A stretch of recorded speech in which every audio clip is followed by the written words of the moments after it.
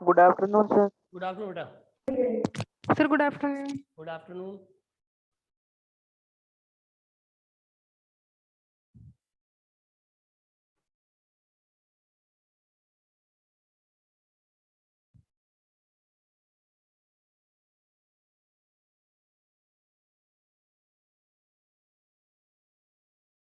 बेटा बुक्स है आपके पास? Yes sir. Yes sir. Books ले ली ना आपने? Yes sir. बुक्स होना जरूरी है बेटा, बुक्स के बिना कुछ भी नहीं है। जो भी चीज हम पढ़ रहे हैं बिना बुक्स के कुछ भी नहीं होगा, है ना। तो बुक्स आप अपने Okay, पास sir. रखिए। बुक अगर आपने परचेज नहीं किए तो बुक आप परचेज कर लिए कि जो चीज पढ़ाई जा रही है या जो चीज बताई जा रही है वो सेम टू सेम आपकी बुक से रिलेटेड है। जहां भी आपको प्रॉब्लम होती है, जहां भी आपको कोई चीज समझ में नहीं आती है, तो आप मेरे से कंसल्ट कर सकते हैं।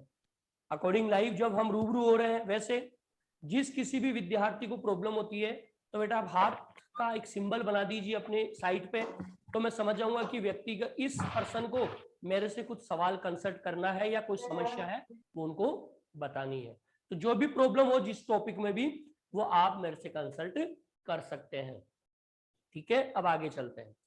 कल हम देख रहे थे कि जो आदि मानव है, प्रारंभिक मानव, उसका जो आवास पेड़ों से लेकर गुफाओं में और गुफाओं से चलकर वो पहुंच गया आपके झोपड़ियों में, नीचे जो मैदानी भाग था वहां पर पहुंच गया। तो इन सभी चीजों के बारे में हमने अध्ययन किया था कल, कि पहले वो पेड़ों में रहता था, फिर धीरे धीरे उसकी बुद्धि में विकास हुआ। अब वो जैसे प्राकृतिक कई प्रकार के आपदाएं होती है उनसे बचने के लिए उसने गुफाओं का शरण ले लिया, और गुफाओं में भी चाहे वसंत हो या पतझड़ हो या कई ऐसी चीजें होती थी, मौसम में परिवर्तन, मौसमी जो परिवर्तन होता था, उस दौरान वो अपने उस जगह को त्याग कर समुद्र तट के पास में जो जगह होती थी मैदानी भाग, वहां पर जाकर झोपड़ियों में रहने लग गया। तो ये हमने आदि मानव का जो प्रारंभिक मानव है उसके सफर को हमने देख लिया कि कहां से स्टार्ट हुआ, जंगल से स्टार्ट होकर वो मैदानी भाग तक या समुद्री तट के भाग तक आ गया, वो झोपड़ियों में आकर रहने लग गया। एक उदाहरण मैंने आपको दिया था कि जब वो पेड़ों पे था तो वहां से वो सीधा कहां पहुंच गया था, गुफाओं में। और कौन सी गुफा का मैंने उदाहरण दिया था बेटा, बताओ कौन सी गुफा? लेजरेट गुफा। लेजरेट गुफा। लेज रेट गुफा। लेजरेट गुफा कहां है बेटा? दक्षिणी फ्रांस में। दक्षिणी फ्रांस। यानी कि लेजरेट की गुफाओं में प्रमाण मिले हैं, वो गुफाओं में आया, लेकिन आदि मानव या प्रारंभिक मानव की गुफा में आने के प्रमाण कहां से मिले हैं हमें? दक्षिणी फ्रांस की लेजरेट की जो गुफा है वहां पर जब पता लगाया तो क्या पता चला कि इसकी दीवार से सटा हुआ, यानी गुफा की दीवार से सटा हुआ एक और छोटी सी गुफा बनी हुई है जिसकी हाइट बताती 12 इंटू 4 मीटर, यानी कि 12 मीटर लंबा था और 4 मीटर चौड़ा था। इस प्रकार की एक गुफा वहां पर मिली है, जिससे पता लग गया कि जो प्रारंभिक मनुष्य था या प्रारंभिक मानव था उसने पेड़ों से निकलकर कहां रहना प्रारंभ कर दिया? गुफाओं में रहना प्रारंभ कर दिया। अब क्या हुआ कि यहां से भी कुछ प्रॉब्लम्स क्रिएट होने लग गई, मौसमी परिवर्तन की समस्या यहां पर होने लग गई। तो जब मौसम में ज्यादा बदलाव होता, जैसे भू संकलन हो रहा है, पहाड़ गिर जाते हैं, पत्थर के पत्थर टूट जाते हैं, हिम संकलन हो रहा है, तो गुफाओं में भी व्यक्ति नहीं रह सकता पहाड़ों के ऊपर। उसका मैंने उदाहरण आपको बताया था कि जैसे कुल्लू मनाली साइड में आप जाइए, पहाड़ों की चोटियों पे लोग रह रहे हैं, लेकिन जैसे ही बारिश का समय आता है तो वो अपनी जगह को छोड़कर नीचे आ जाते हैं। क्यों? क्योंकि भू संकलन हो सकता है, पर्वत गिर सकता है, पहाड़ गिर सकते हैं, मिट्टी रिस कर जा सकती है, तेज बारिश से मकान ढह सकते हैं। तो वो क्या है, अपने आप को सुरक्षित रखने के लिए नीचे आ जाते हैं। तो उस समय भी आदि मानव में इतनी सोच थी कि उसको ये लगने लग गया कि गुफाओं में मैं रह रहा हूं, मौसमी परिवर्तन अगर होता है तो इससे मेरी जान को खतरा भी हो सकता है, पहाड़ गिर जाए, पर्वत गिर जाए, कोई चट्टानी गिर जाए उसकी गुफा के ऊपर, वो मर सकता है। तो उसने क्या सोचा कि इस प्रकार का जब मौसम हो तो मैं क्या करूं, अपनी जगह को बदल दूं। तो वो क्या करने लग गया, अब समुद्र के तट पर आकर बसने लग गया, जिसका एक प्रमाण मिला है कि घास फूस और लकड़ी की छत से बनी हुई झोपड़ी कहां मिली थी बेटा? टेरा अमाटा, शाबाश, टेरा अमाटा। दक्षिण फ्रांस। दक्षिणी फ्रांस में एक जगह है टेरा अमाटा, यहां पर क्या मिली है? घास फूस और लकड़ी की छत से बनी हुई झोपड़ी। तो जिससे प्रतीत होता है कि पहले मनुष्य कहां था? गुफाओं में। फिर उसके बाद में जैसे मौसम में चेंजेस हुआ, परिवर्तन हुआ, तो उसने जो अपना स्थान है वो बदल लिया और अब वो कहां गया? समुद्र के तट पर जो झोपड़ी है वहां आकर वो रहने लग गया। तो ये हमने उसके जीवन चक्र को पढ़ लिया कि वो जंगलों से निकला, जंगलों से निकलकर कहां गया? गुफाओं में आ गया। गुफाओं के बाद में वो कच्ची झोपड़ी बनाकर अब रहने लग गया। ठीक है, यस आगे सर। चलिए। Yes sir. अब देखो इसकी सभ्यता के कुछ प्रमाण ऐसे भी हैं जो हमें पता लगाते हैं कि धीरे धीरे जब वक्त बदलने लग गया तो उसने आग का आविष्कार हो गया, और आग के आविष्कार के बाद में इस चीज के प्रमाण मिले हैं। दो जगह से प्रमाण मिले हैं जिससे पता लगता है कि वो अब जो चिकनी मिट्टी है उसको जलाकर काम में लेने लग गया, या जो जंगली जानवर है उसके मांस को पकाकर खाने लग गया। दो जगह ऐसी मिली है जहां पर इस चीज के प्रमाण मिले हैं।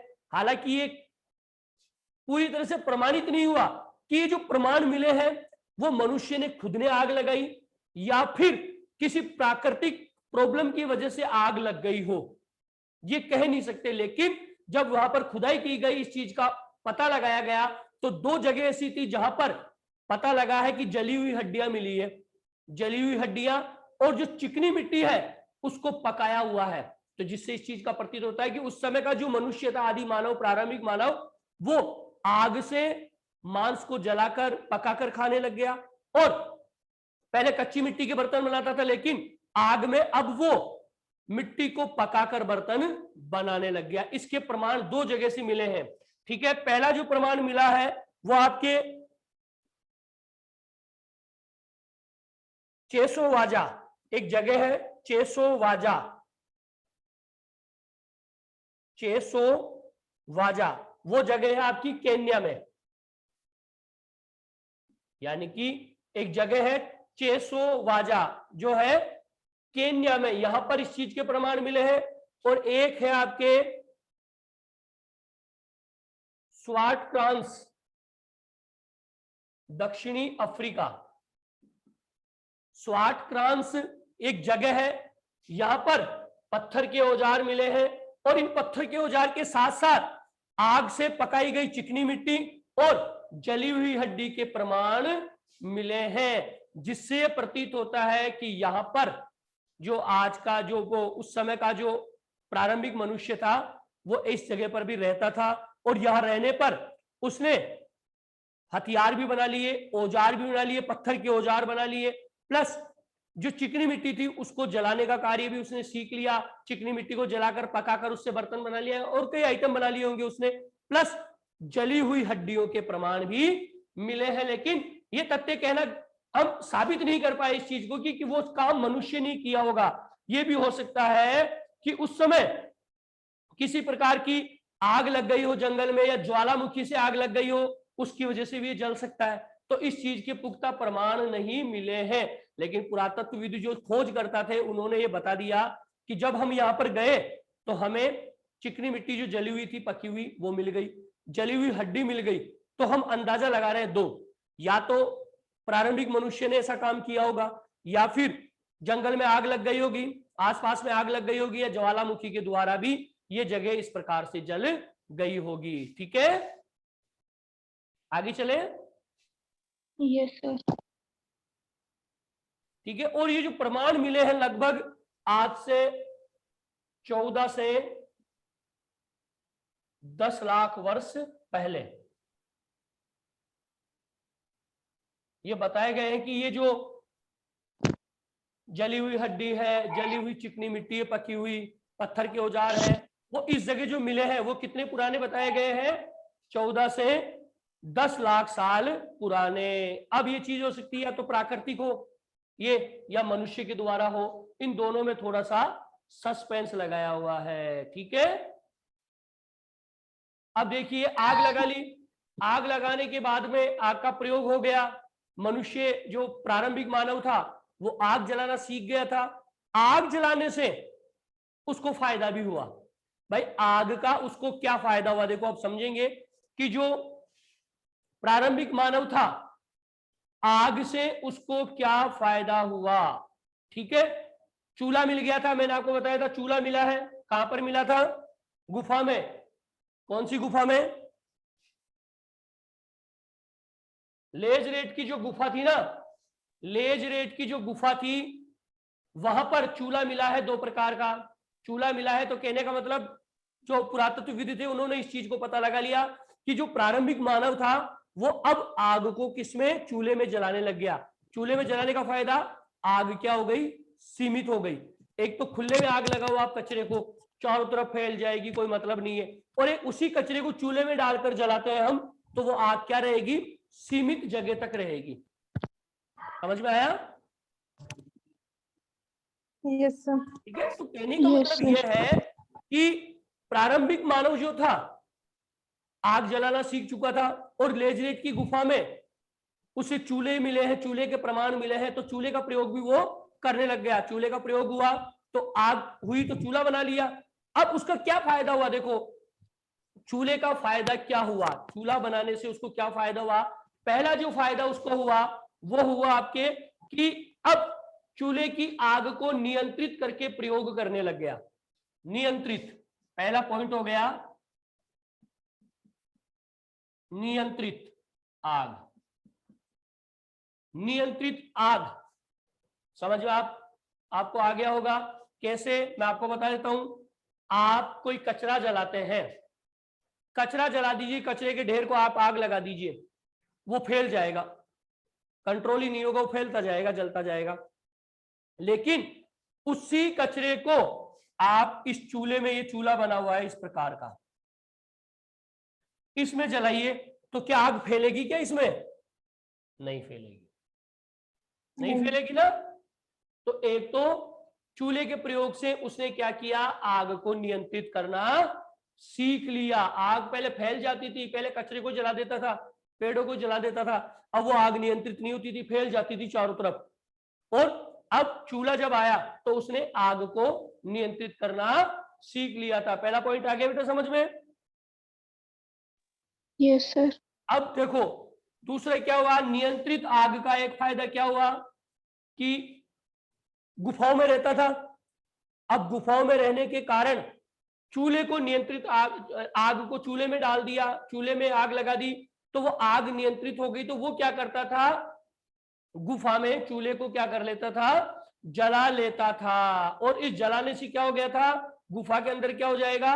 उजाला, प्रकाश और उष्णता। ये देख लीजिए आप।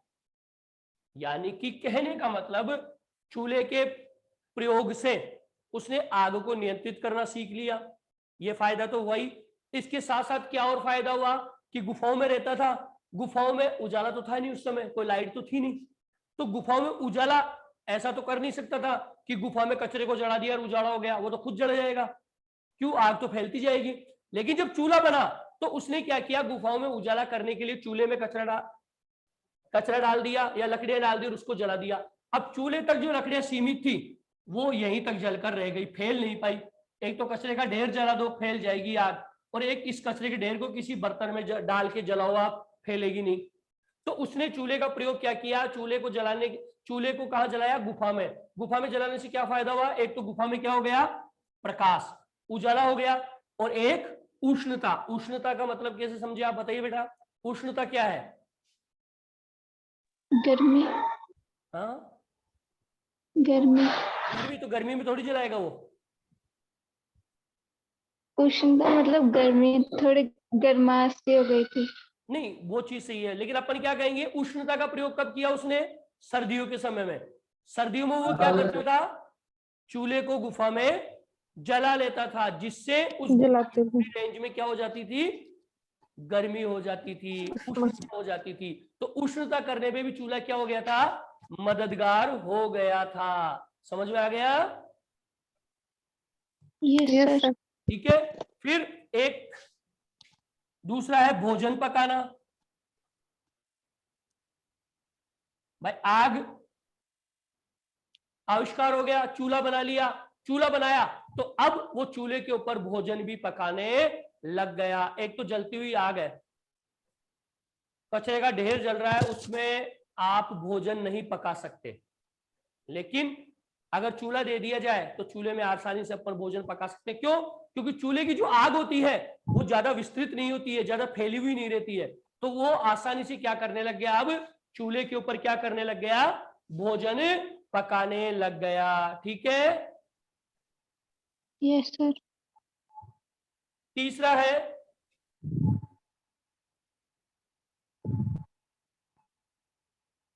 लकड़ी को मजबूत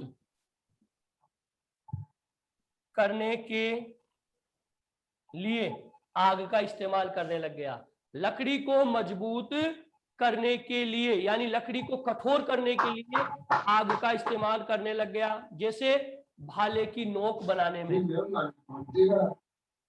भाले की नोक, ठीक है, यानी कि भाले की जो नोक थी उसको वो आग से क्या करता था, पका लेता था, क्योंकि शिकार का तरीका उसका बदल गया था, हथियार बनाने का उसका जो तरीका था वो बदल गया था। तो चूल्हे में आग लगाने के फायदे जो थे वो मैं आपको बता रहा हूं कि सबसे पहले उसने आग को नियंत्रित किया। आग को नियंत्रित करने के बाद में जब वो गुफा में रहता था तो गुफा में उजाला हो गया। उसके बाद में सर्दियों के समय में जब वो चूल्हा जलाता तो उष्णता पैदा होती है, गर्मी पैदा होती है, तो सर्दियों से उसकी बचत हो जाती। उसके बाद में चूल्हे के ऊपर वो क्या करने लग गया, भोजन पकाने लग गया। लकड़ी को मजबूत करने के लिए आग का प्रयोग करने लग गया, यानी कि जो भाले की नोक होती थी आगे वाली, उसको वो क्या करता था, आग में पका लेता था, जिससे वो क्या हो जाती थी, मजबूत हो जाती थी। ठीक है। Yes sir.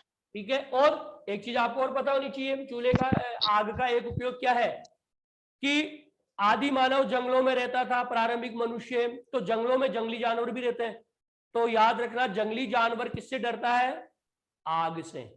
तो आग का एक प्रयोग क्या करने लग गया, वो जंगली जानवरों को डराने लग गया, तो उसकी सेफ्टी हो गई। तो ये हो गए आग के प्रयोग, आग के प्रयोग।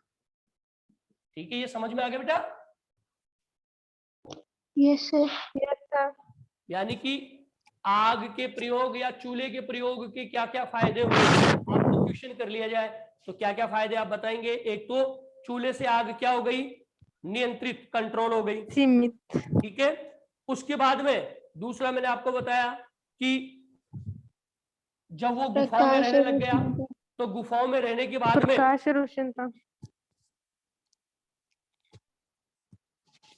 गुफाओं में रहने लग गया, तो गुफाओं में क्या हुआ, चूल्हे की आग से प्रकाश हो गया, और प्रकाश के साथ साथ जब सर्दियों का मौसम आया तो उस चूल्हे की आग से उसको गर्मी प्राप्त होने लगी, उष्णता प्राप्त होने लग गई। ठीक है।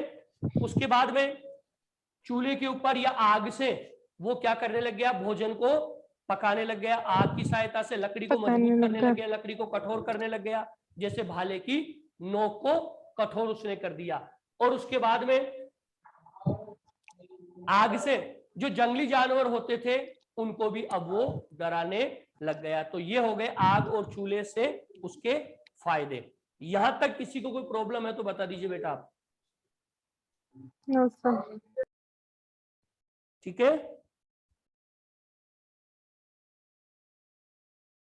आगे चले। Yes sir. Yes sir.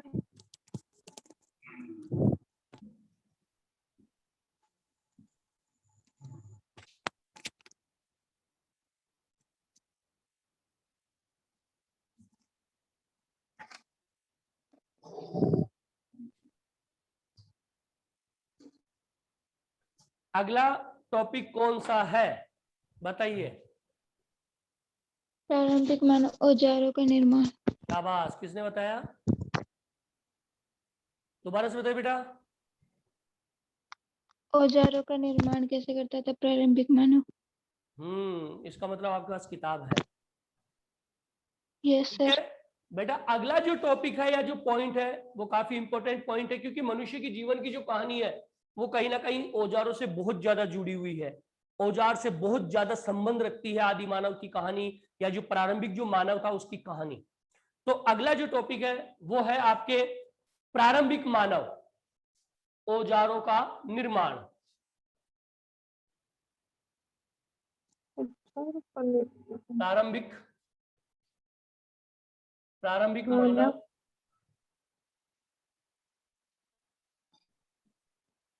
औजारों का निर्माण। यानी कि जो प्रारंभिक मानव है वो और उसके द्वारा किए गए औजारों का निर्माण। यह चीज हम जानेंगे कि वास्तव में जो प्रारंभिक मानव था उसने किस प्रकार से जो औजार थे किस प्रकार के बनाते थे, किस प्रकार के औजार होते थे, किस प्रकार वो बनाता था और कौन कौन से औजार वो बनाता था। ठीक है, ये हम जानने का प्रयास करेंगे। मैं आपको बता दूं, इतिहासकार या पुरातत्वविद इस चीज को या इस चीज की जानकारी देते हैं कि जो मानव था औजार बनाने तक मानव ही सीमित नहीं था, यहां तक कि पक्षी भी औजार बनाते थे। जो हमारे पुरातत्वविद जो हमारे तक जिन्होंने सूचना दी कि उन्होंने ये कहा कि मनुष्य ही औजार बनाने तक सीमित नहीं था, पक्षी भी, और वानर का रूप लिए हुए चिंपांजी का नाम आप जानते हैं, चिंपांजी एक वानर की प्रजाति है, वो भी कहीं ना कहीं औजार बना सकता था या औजार बनाता था। तो ये कह सकते हैं कि औजार बनाने में ये कहा गया है कि मनुष्य ही नहीं, कि भाई मनुष्य नहीं औजार बनाया या मनुष्य सीमित था औजार बनाने तक, नहीं, पक्षियों का भी उदाहरण उसने दिया है और ये कहा है कि चिंपांजी जो वानर है वो भी औजार बनाने की कला जानता था। यानी कि कहीं ना कहीं छोटे मोटे प्रकार की जो औजार थे वो उसको बना लेता था चिंपांजी। ठीक है सर पक्षी कौन से औजार बनाते थे? जैसे पक्षी क्या है, भोजन प्राप्त करने के लिए, जैसे पक्षी कोई भोजन प्राप्त कर रहे हैं तो हो सकता है अपनी चोंच को हथियार का या औजार का रूप ले लिया, चोंच से या किसी चीज को मुंह में ले लिया, उससे कुरेद दिया किसी चीज को, हल्की जितनी उसकी पावर होती थी उसके द्वारा।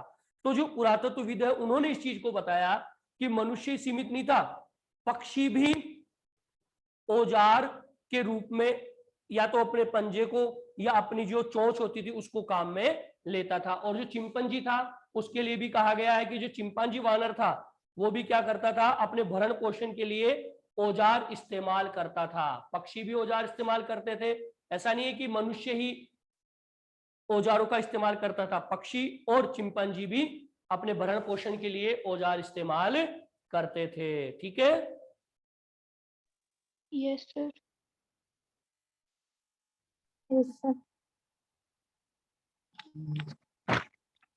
अब देखिए एक चीज तो क्लियर है कि औजार बनाने में अगर हम तुलना करें वानर की और मनुष्य की, तो औजार सही ढंग से और अच्छे कौन बना सकता है, मनुष्य। ये चीज तो है। मनुष्य। तो विभिन्न प्रकार की विभिन्नताएं पाई जाती है कि औजार बनाने को लेकर मनुष्य वानर से कई गुना ज्यादा श्रेष्ठ है कि वो अच्छे औजार बना सकता है। ठीक है, क्यों? क्योंकि उसके पीछे का लॉजिक क्या है, आपके हाथों की बनावट। आपके हाथों की बनावट इस चीज को प्रदर्शित करती है कि आप किस प्रकार से और कैसे हथियार या औजार बना सकते हैं। यानी कि कहने का मतलब मैं यहां ये कहना चाहता हूं कि औजार बनाने का जो एक समय था वो भी डिपेंड करता है हाथ के कर्मिक विकास पर, कि हाथों का जो कर्मिक विकास है जिस प्रकार से होता गया उसी प्रकार से औजार में भी क्या होता चला गया, परिवर्तन होता चला गया। ठीक है, आपकी पुस्तक में बता भी रखा है कि हाथों का कर्मिक विकास कैसे हुआ, और फिर जैसे जैसे हाथ का कर्मिक विकास हुआ वैसे वैसे जो औजार बनता था उसमें भी क्या होने लग गया, परिवर्तन होने लग गया। अब जैसे मैं आपको एक चीज बताऊं, सबसे पहले जैसे कोई वानर था, चिंपांजी मान लीजिए,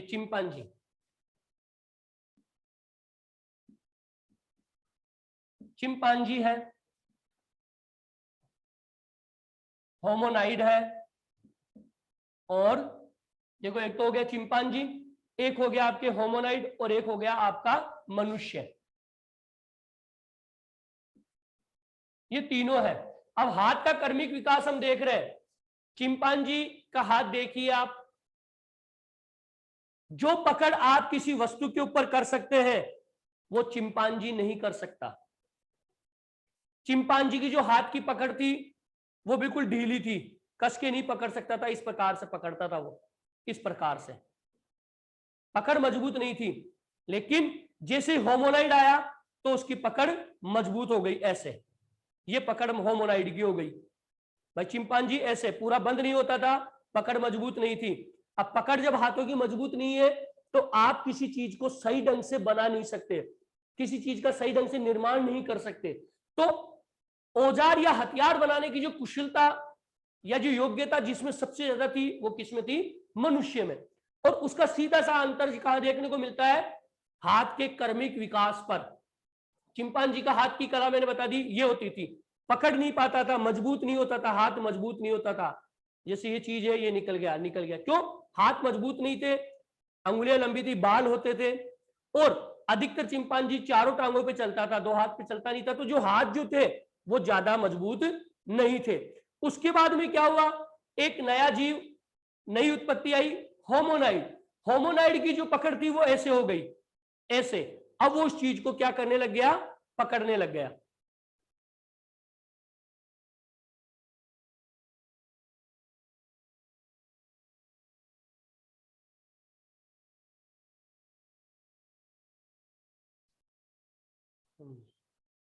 हेलो बेटा, आवाज आ रही है?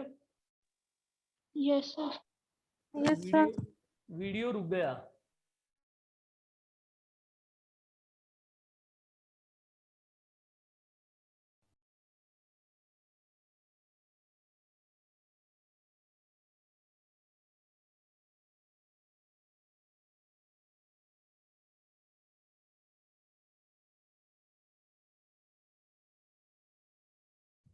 बेटा मैं दोबारा से आता हूँ वीडियो पे, है ना, दोबारा चालू करता हूँ। देखो बेटा हो ही नहीं रहा है प्रोसेस, Okay, sir.